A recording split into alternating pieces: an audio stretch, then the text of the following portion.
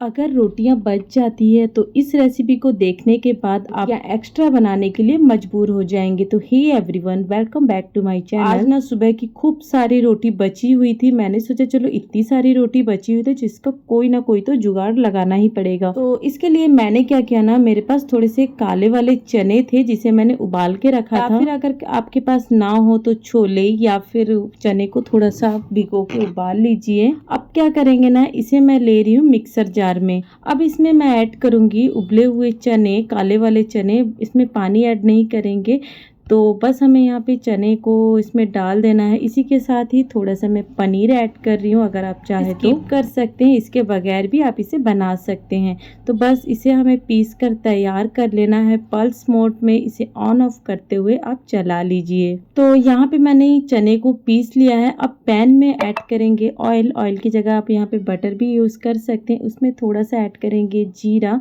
और फ्लेम को मैंने यहाँ पे लो रखा है। अब थोड़ा सा इसमें कूटा हुआ अदरक और लहसुन का दरदरा सा पेस्ट मैंने इसमें ऐड किया है।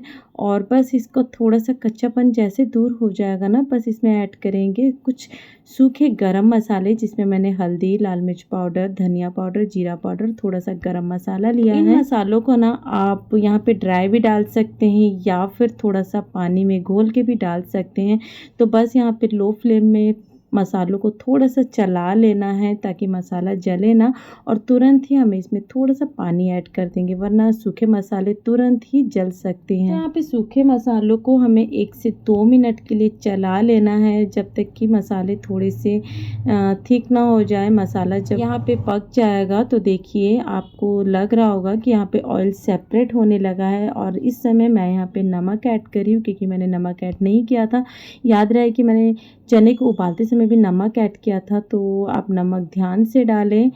और देखिए यहाँ पे मसाला यहाँ पे थिक हो चुका है। अब क्या करेंगे, हमने जो चना लिया था उसे हम इसमें मिक्स कर देंगे। इस स्टेज में ना आप ना चने को ऐसे भी डाल सकते हैं, आप डायरेक्ट यहाँ पे इसे मैश कर सकते हैं। मैंने इसे थोड़ा सा ग्राइंड कर लिया था, तो जिससे कि ना बहुत ही फाइन सा, मतलब इसका जो पेस्ट बन गया था। आप चाहे तो इसे थोड़ा सा दरदरा भी रख सकते हैं। बस इसको 1 से 2 मिनट अच्छे से चलाते हुए इसे ड्राई कर लेना है।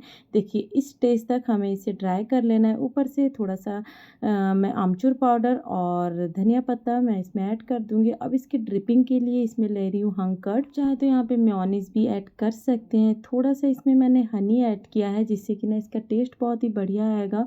और ब्लैक पेपर 1 चम्मच के करीब। अच्छा क्रीमी बनाने के लिए मैंने यहाँ पे मेयोनीज ऐड किया। आप चाहे तो इसे स्किप कर सकते हैं, इसके बगैर भी आप इसे बना सकते हैं। सभी चीज़ों को एक बार अच्छे से मिक्स कर ले। देखिए बहुत ही बढ़िया ये ड्रिपिंग तैयार हो जाएगा। आप इसे ब्रेड के साथ या फिर नॉर्मल पराठों के साथ भी रोल करके खा सकते हैं, बहुत ही बढ़िया लगता है।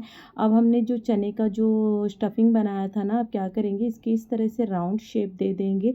अब एक तवे में ऐड करेंगे थोड़ा सा बटर या फिर ऑयल भी ऐड कर सकते हैं, लेकिन बटर से इसका टेस्ट बहुत ही बढ़िया आता है। बस रोटी को एक बार अच्छे से सेक लेंगे दोनों तरफ से। हमें यहाँ पे अच्छे से सेकने के बाद हमने जो चने का जो बनाया था ना मिक्सचर, अब इसे ना रोटी में इस तरह से स्टफ़ करेंगे और इसे अच्छे से थोड़ा सा पोटैटो मैशर से इस तरह से दबा देंगे, ताकि इसकी जो स्टफिंग है ना चारों तरफ रोटी में सेट हो जाएगा। तो बस इसको अच्छे तरह से इसको इस तरह से राउंड करते हुए हमें दबा देंगे। देखिए जब मैंने इसे पलटा तो बहुत ही बढ़िया तरीके से ये स्टिक हो चुका है। बस इसी तरह से दोनों तरफ से हमें सेकते हुए इसे निकाल लेंगे।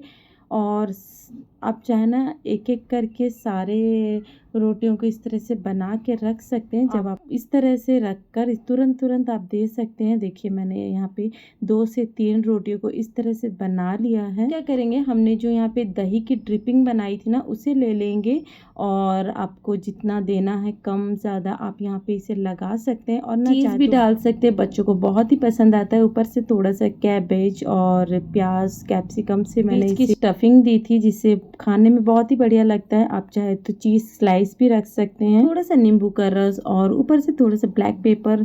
और देखिए बस यहाँ पे ये तैयार हो गया है हमारा बहुत ही बढ़िया हाई प्रोटीन वेज टाकोस। आप बच्चों के टिफ़िन में भी इसे दे सकते हैं, मॉर्निंग ब्रेकफास्ट में भी आप इसे दे सकते हैं। बहुत ही बढ़िया लगता है, झटपट से बनकर तैयार होता है।